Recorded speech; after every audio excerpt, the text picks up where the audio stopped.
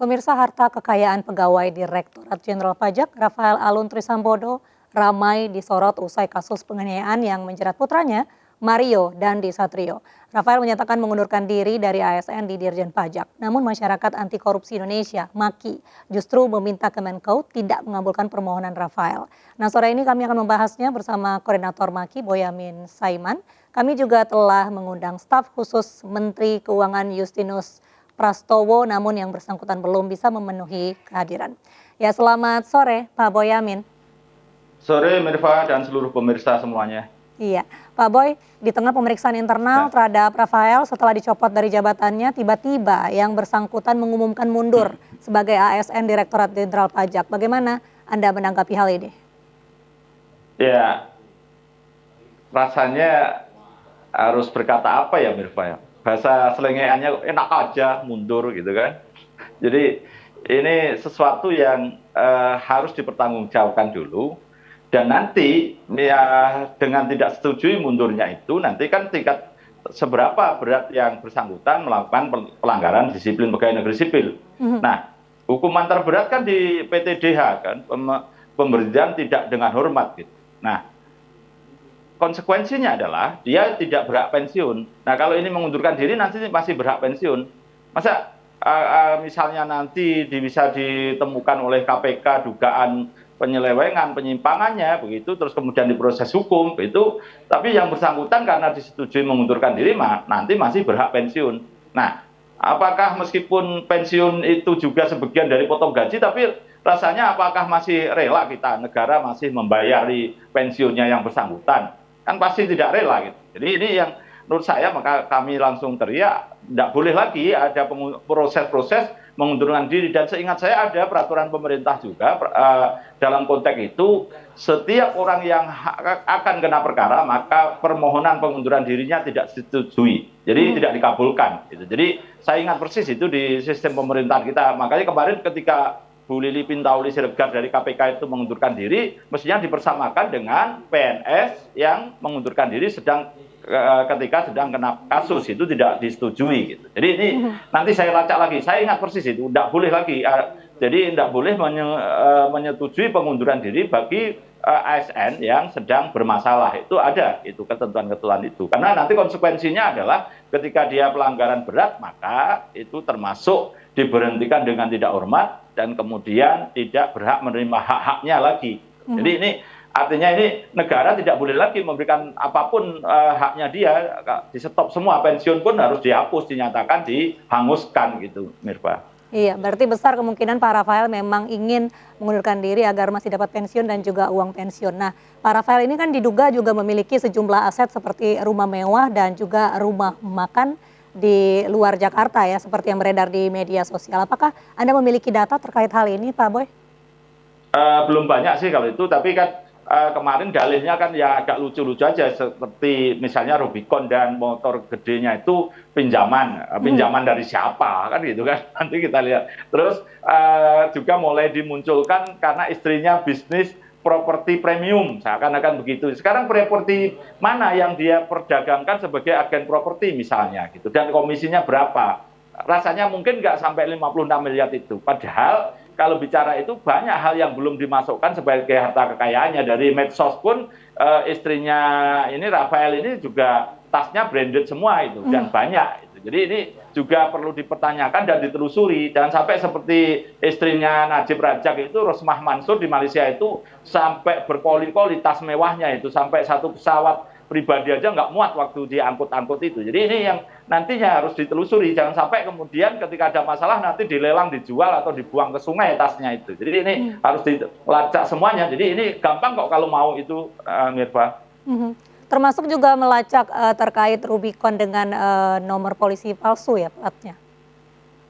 Ya, kemarin itu kan palsu karena untuk nutupi supaya tidak ditilang, tapi nomor aslinya ada kok. Jadi kalau nomor aslinya ada kan ketahuan sebenarnya itu milik siapa, fakturnya siapa gitu. Dan memang beberapa kejadian justru diduga oknum di Kementerian Keuangan ini memasukkan barang dengan pola seakan-akan belum dibayar biaya masuk dengan terhutang. Tapi sampai 10 tahun kemudian biaya masuk yang terhutang pajaknya tadi juga nggak dibayar gitu. Dan ada yang dulu isu sepeda Brompton sampai 2, terus juga ada pejabat BUMN memasukkan motor gede dengan dipreteli, dan baru aja di Semarang juga ada dugaan mobil mewah yang dimasukkan, itu kalau itu dugaannya politisi itu. Nah, ini yang posisi-posisi inilah yang kemudian nampak bahwa kita bayar pajak PBB, bayar PPN ke restoran atau parkir bayar, tapi ini justru yang diduga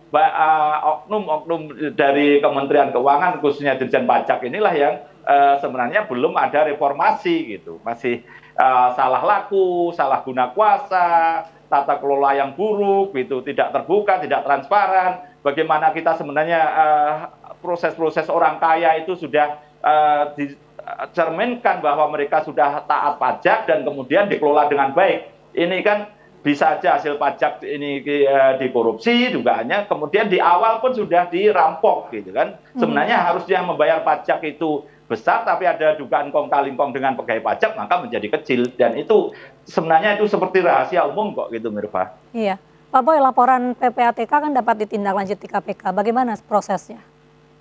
Nah, ini yang sebenarnya boleh KPK, tapi waktu kemarin-kemarin itu kan sebenarnya sudah diendus PPATK 4 atau 5 tahun yang lalu. Fungsi Inspektorat Jenderal Kementerian Keuangan bagaimana? Karena saya punya pengalaman pahit di oknum di Dirjen Bea Cukai itu sudah ada datanya, ada rekamannya, segala macam dipending. Setelah kemudian korbannya itu lapor ke saya treatment, saya bawa ke penegak hukum, jalan dan baru inkrah kemarin. Misalnya itu tidak saya perkarakan, saya tidak ramein, mungkin ya juga terpendam aja gitu. Jadi ini sebenarnya kalau menurut saya harus kita protes, harus kita tuntut aparat internalnya ke Inspektorat Jenderal Kementerian Keuangan seperti apa begitu kan. Gampang sebenarnya, ada laporan PPATK, kenapa tidak ditelusuri misalnya gitu. Jadi ini kalau berikutnya memang KPK sekarang karena sudah terlanjur seperti ini, maka perlu kepiawaian, kecermatan KPK nanti menelusuri ini semua, bisa dilacak yang bersangkutan ini dulu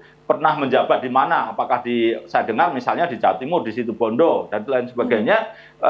Gampang kok, bagaimana dia melayani wajib pajak yang menengah ke atas lah, yang besar bagaimana ditangani, apakah dilacak lagi sudah membayar penuh dan nantinya bisa diberikan hak kepada wajib pajak untuk diberikan whistleblower, sepanjang mereka jujur menyatakan apa adanya, mungkin ada dugaan pemeras dan lain sebagainya, maka mereka bisa dilindungi, tidak perlu jadi tersangka gitu. Tapi KPK nanti saya yakin canggih kok Mirva untuk melacak itu, karena kemarin yang Angin Prayitno Haji aja kita terkaget-kaget bisa dilacak sampai di angka 50-an miliar. Meskipun saya tahu itu ada cerita yang dibalik itu, bahwa ada dugaannya anak buahnya yang bertobat kemudian melapor ke KPK gitu, misalnya. Jadi itu, tapi nyatanya kalau KPK tidak mau melacak kan nggak bisa juga gitu. Jadi ini yakinlah KPK nanti akan mampu melacak kalau ada dugaan-dugaan penyimpangan, predikat crime-nya ini berasal dari harta yang tidak wajar, tidak halal, nanti biar diproses gitu. Dan kemudian ketika ditemukan maka bisa jadi dugaan korupsi karena dugaan pemerasan, gratifikasi atau suap. Dan kemudian pada posisi tertentu atau memperdagangkan pengaruh, maka kemudian harus ditempeli dengan pasal-pasal pencucian uang gitu. Karena kemarin Angin Prayitno Haji juga sudah dikenakan pencucian uang dan sedang berproses gitu. Pak Boy, kalau kita melihat kembali terkait video yang viral yang menyatakan Bapak Rafael tetap akan menjalani proses klarifikasi terkait LHKPN yang jadi sorotan, tanggapan Anda sendiri bagaimana? Ya, itu sebenarnya kan sudah terlambat, Pak. Jadi ya, tapi ya daripada tidak sama sekali, bolehlah tetap dilakukan proses-proses itu dan KPK melakukan klarifikasi dan mendalami kayak permintaan saya tadi gitu. Dari mana ini rupiah demi rupiah pun harus didalami begitu. Karena apapun kehidupan di Jakarta ini mewah, apalagi anaknya juga kelihatan dugaannya hedon seperti itu, ya bisa aja kemudian rasanya kalau itu hanya mengandalkan gaji atau penghasilan yang istrinya itu dugaannya menjadi agen properti begitu, apakah cukup bisa menabung sampai di angka 56 miliar gitu.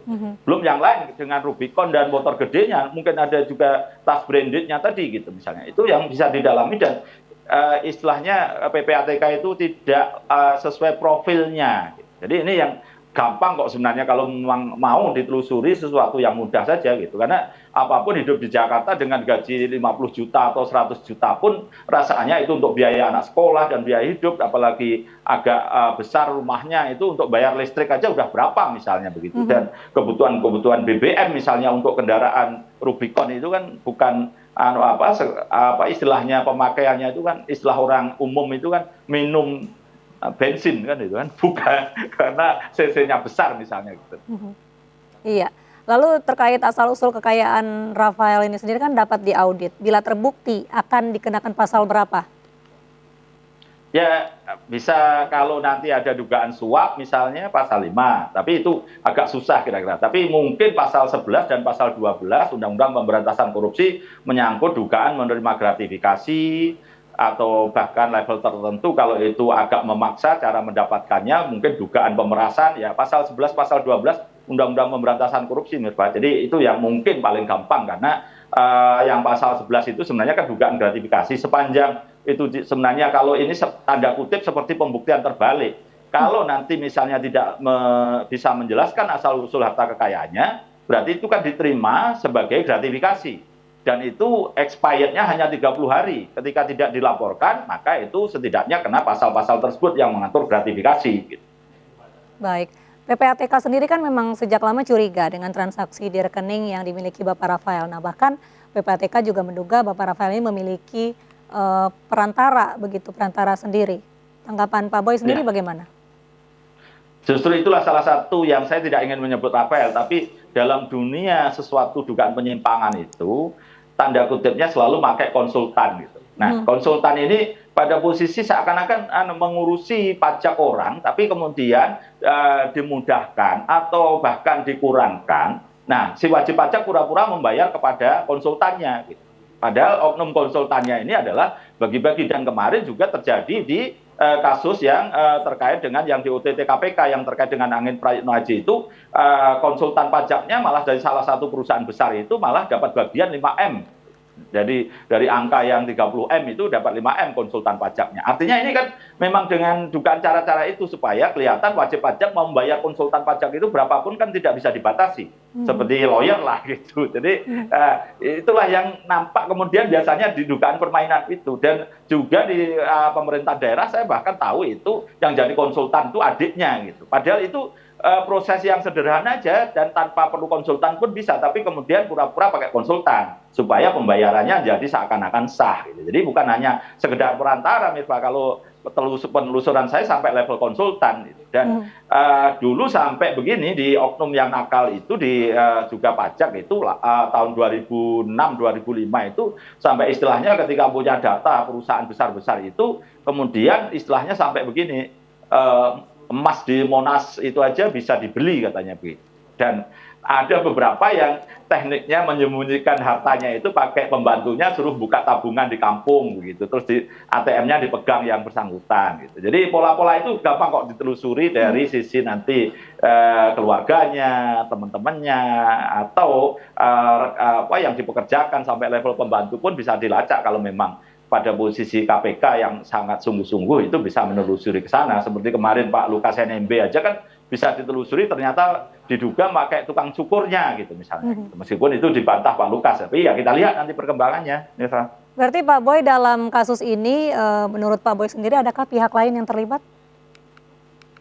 Ya otomatis kalau ini rangkaiannya bisa ditemukan rasanya tidak mungkin hanya satu orang ini aja karena di level sistem kantor pajak pun juga tidak bisa diputuskan satu orang untuk sesuatu misalnya ini pajaknya yang wajib pajak itu bisa dapat murah misalnya atau banyak dugaan penghapusan data kemudian ini. Nah, seperti yang terjadi kemarin paling baru yang terkait Angin Prayitno Haji itu kan menyangkut beberapa orang itu kan. Bagaimana level direktur, level bawahnya yang mengklarifikasi, yang datang ke wajib pajaknya dan kemudian dari sekian itu paling tidak 3 orang sampai 4 orang itu diduga bersekongkol untuk meloloskan misalnya tagihan pajaknya 3 besar itu PT yang terkait dengan jasa keuangan itu sampai 900 miliar tapi cukup dibayar di level sampai maksimal 300 miliar. Selisihnya aja kan hampir sampai 600 itu, 600 miliar bisa jadi. Nah, ini kan kalau dugaannya tidak posisi bisa bersekongkol tanda kutip pegawai-pegawai itu oknum-oknumnya nggak bisa, Mirpa. Jadi pasti dalam posisi itu nggak